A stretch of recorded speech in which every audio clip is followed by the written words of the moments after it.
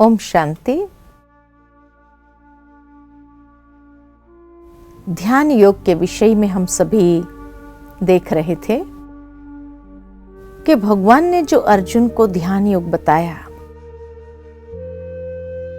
वो सही था, और उसकी प्रक्रिया क्या है, उसका अनुभव क्या है, उसकी यथार्थ विधि क्या है।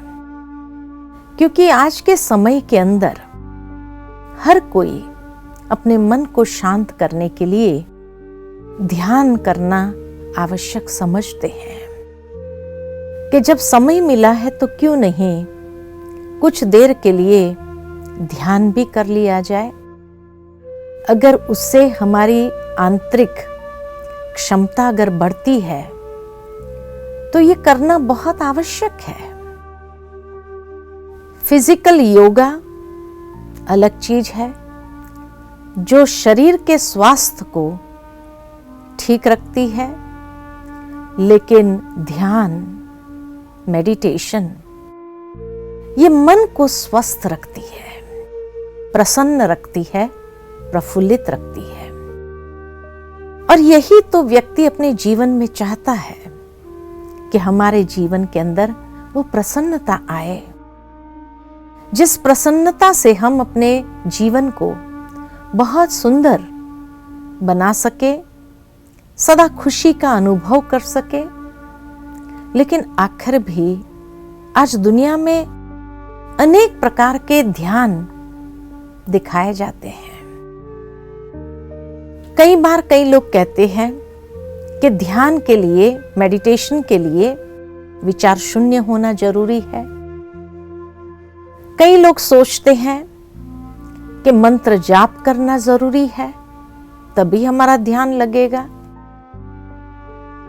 अनेक तरीके, कई दिए की लौ ले लेते हैं, उस पर अपने ध्यान को एकाग्र करते हैं। कई लोग शून्य में जाने का प्रयत्न करते हैं। आखिर भी ध्यान की सही विधि क्या है? तो सबसे पहली बात जो कई लोग कहते हैं, विचार शून्य हो जाओ। वास्तव में अगर देखा जाए तो मनुष्य का मन निरंतर सोचता रहता है। इतने विचार चलते हैं कि विचार शून्य होना स्वाभाविक नहीं है। जैसे एक नदी का बहाव हो और कोई व्यक्ति जाकर सोचे कि इस नदी के बहाव में कितना पानी वेस्ट जा रहा है, इसीलिए एक दीवार बना देनी चाहिए ताकि पानी रुक जाए और उस पानी का हम सदुपयोग कर सके। और वो एक दीवार बांधना चालू कर देता है। अब जो नदी का बहाव है उसको रोकने का प्रयत्न कर रहा है, कितना रोक पाएगा? एक समय आएगा जब उस पानी की शक्ति दीवार की शक्ति से बढ़ जाएगी और दीवार तोड़ करके और ये नुकसान कर देगा। ठीक इसी तरह अगर देखा जाए तो हमारे मन का भी एक बहाव है। सारे दिन में असंख्य विचार मनुष्य के मन के अंदर आते हैं। अब उस बहाव को अगर रोकने का प्रयत्न करेंगे ध्यान या मेडिटेशन में, कुछ क्षण के लिए रुक भी गया, लेकिन उसके बाद जैसे ही आप कर्म में आएंगे, सारे दिन तो मेडिटेशन वाली स्थिति में नहीं रह सकेंगे। और जैसे ही आप मेडिटेशन से उठे और कर्म में आए तो जितनी देर आपने विचारों को रोक रखा था वो फिर डबल फोर्स से चलना शुरू हो जाते हैं। कई बार मेंटल इम्बैलेंस भी क्रिएट कर सकती है। इसीलिए जो विचारों का बहाव है उसको रोकना नहीं है। राजयोग हमें ये बताता है कि हमें अपने मन को एक दिशा देनी है, चिंतन की दिशा, और अपने चिंतन को श्रेष्ठ सकारात्मक दिशा दे, अच्छे विचार चलाए तो अपने आप अच्छे विचारों में मनुष्य का मन धीरे धीरे शांत हो जाता है। तो जिस प्रकार मनुष्य जब नकारात्मक सोचता है, व्यर्थ सोचता है, तो उसकी गति बहुत तीव्र होती है, और जब सकारात्मक सोचता है तो अपने आप वो गति धीमी हो जाती है। मान लो आप किसी हिल स्टेशन पर गए, बहुत सुंदर नजारा आपने देखा, और जब लौटते हुए एकांत के पलों में बैठते हैं और उन विचारों में, उस दृश्य में फिर से चले जाओ, तो उस समय एक ठहराव मन के अंदर आ जाता है। उस दृश्य को देखते हुए, उसका आनंद लेते हुए पुनः उन भावनाओं को जागृत करते हैं जो आपने उस समय महसूस किया था। तो उस समय विचार ज्यादा नहीं चलते, एक ठहराव आ जाता है और बहुत सुंदर फीलिंग देता है, क्योंकि एक सकारात्मक भावना में आप बह रहे हैं। तो राजयोग मेडिटेशन का मतलब ही है कि जब हम अपने मन को एक दिशा देते हैं, सकारात्मक दिशा, श्रेष्ठ दिशा, और उस श्रेष्ठ भावना में अपने मन को ले चलना है, आत्मचिंतन करते हुए बहुत सुंदर फीलिंग आएंगी, अनुभूति होगी। इसीलिए उसको रोकने का प्रयास नहीं करो, लेकिन उसको दिशा दे दो, एक चिंतन की अलग दिशा दे दो, श्रेष्ठ दिशा। दूसरा, कई बार कई लोग हमें ये सिखाते हैं कि मेडिटेशन माना मंत्र जाप करना। अब जैसे कई बार कई लोग गुरुओं के पास जाते हैं और उनके कान में एक मंत्र, एक फ्रेज सुनाया जाता है, और फिर कहा जाता है ये किसी को बताना नहीं है, ये गुरु मंत्र है, ये गुरु मंत्र आप अंदर ही अंदर जाप करते रहो और धीरे धीरे आपका मन एकाग्र हो जाएगा। कई बार कई लोग उसमें सफलता महसूस करते भी हैं कि जैसे जैसे धीरे धीरे अपने ध्यान को उस मंत्र के अंदर एकाग्र करना शुरू करते हैं, तो कहते हैं बड़ी शांति का अनुभव हुआ, जैसे एकदम ध्यान लग गया। आरंभ में ये संभव है, लेकिन मनुष्य का मन जो है ना, ये बहुत रचनात्मक है। हर घड़ी उसको अच्छे विचार चाहिए, अच्छा चिंतन चाहिए, अच्छे चिंतन में उसको आनंद आता है।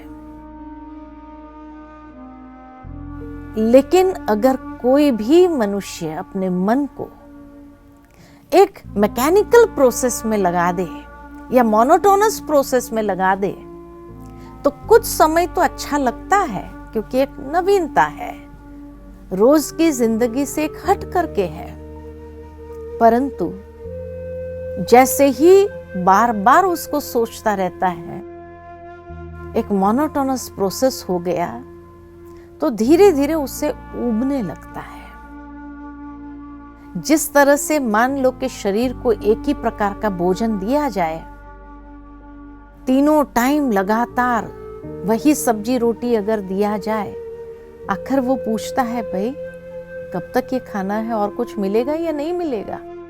कि जिस तरह ये जिह्वा को वैरायटी टेस्ट चाहिए, मनुष्य के मन को भी वैरायटी चिंतन चाहिए। अगर एक ही प्रकार का भोजन ये जिह्वा को दिया जाता है, ऊब जाता है, अच्छा नहीं लगता है, ठीक इसी तरह मन को भी एक ही प्रकार का चिंतन देने से कुछ समय के बाद वो भी ऊबने लगता है।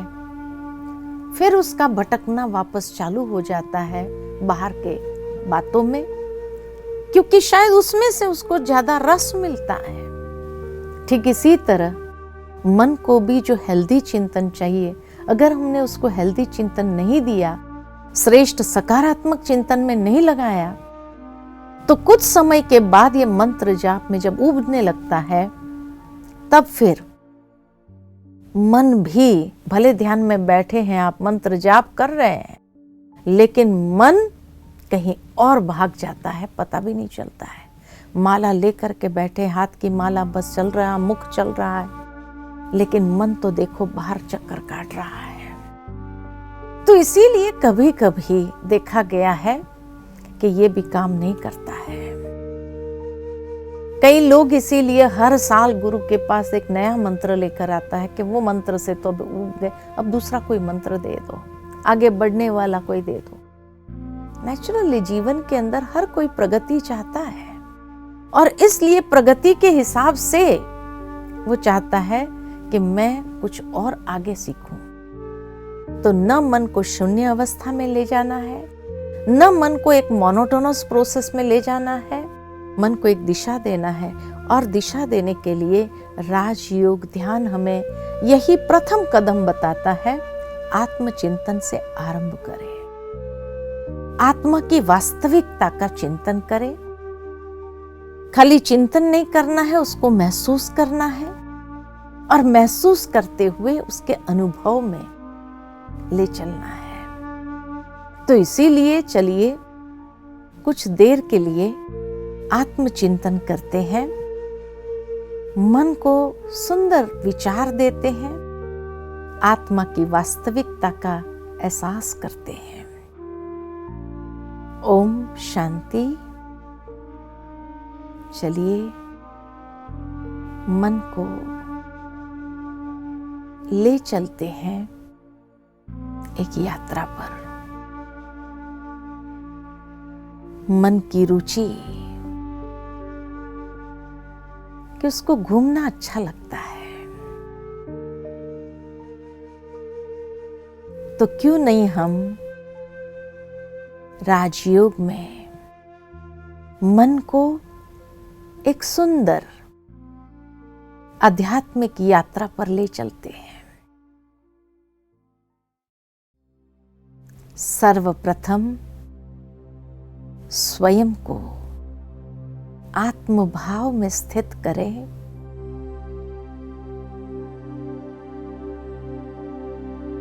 और ले चलते हैं मन को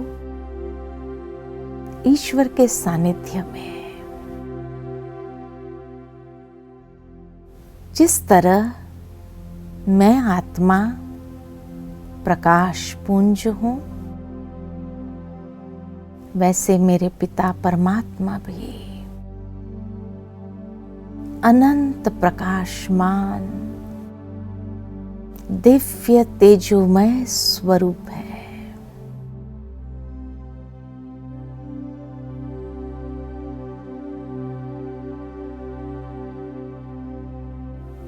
मैं दिव्य ज्योति पुंज मेरे पिता परमात्मा अनंत प्रकाशमान दिव्य प्रकाशमान है।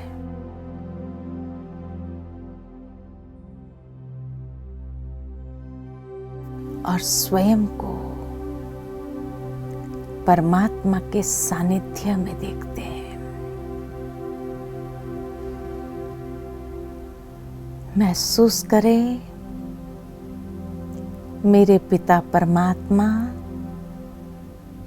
सर्वशक्तिमान है और मैं आत्मा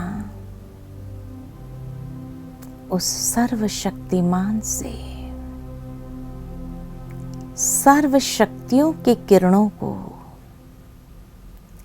स्वयं में समाती जाती हूं, सशक्त होती जाती हूं। मेरे पिता परमात्मा शांति के सागर है। मैं आत्मा शांत स्वरूप हूं। मेरा मन शांत होता जा रहा है। इसी शांति में प्रसन्नता समाई हुई है।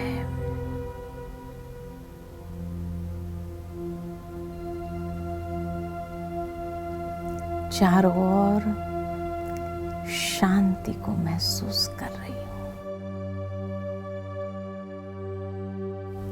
ओम शांति शांति शांति।